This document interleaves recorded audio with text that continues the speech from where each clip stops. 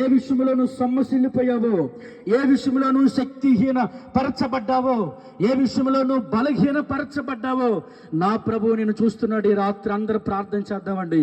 అయ్యా, నేను బలహీనంగా ఉన్నాను తండ్రి, నేను శక్తిహీనంగా ఉన్నాను అయ్యా, నేను సొమ్మసిల్లిపోయాను, జీవితంలో సమస్యలిపోయాను, ఆర్థికంగా సమస్యలిపోయాను, మనుషుల వల్ల సమస్యలిపోయాను, వ్యాపార పరంగా సమస్యలిపోయాను, ఆరోగ్యపరంగా సమస్యలిపోయాను, అనేక రకాలుగా నేను సమస్యలిపోయాను.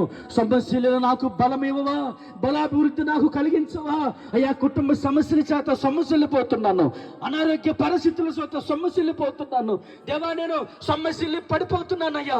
ఏలియా వలె ప్రయాణ పరిస్థితి చేత నేను సమస్యలిపోతున్నాను అయ్యా. సంసోను వలె శత్రు సమూహాన్ని జయించలేక నేను సమస్యలు పోతున్నాను, శరీర రోగాన్ని జయించలేక సమస్యలు పోతున్నాను, అనారోగ్య పరిస్థితిని బట్టి సమస్యలు పోతున్నాను అయ్యా. ఒకసారి దర్శించవా, ఒకసారి దర్శించవా, ఒకసారి దర్శించవా, ఒకసారి దర్శించవా.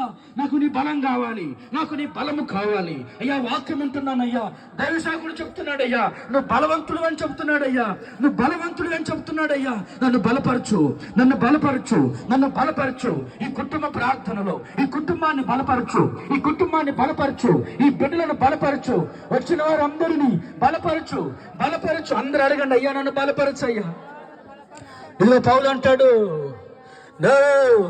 ఇదిగో నన్ను బలపరచు అని అంది, నేను సమస్తము చేయగలను.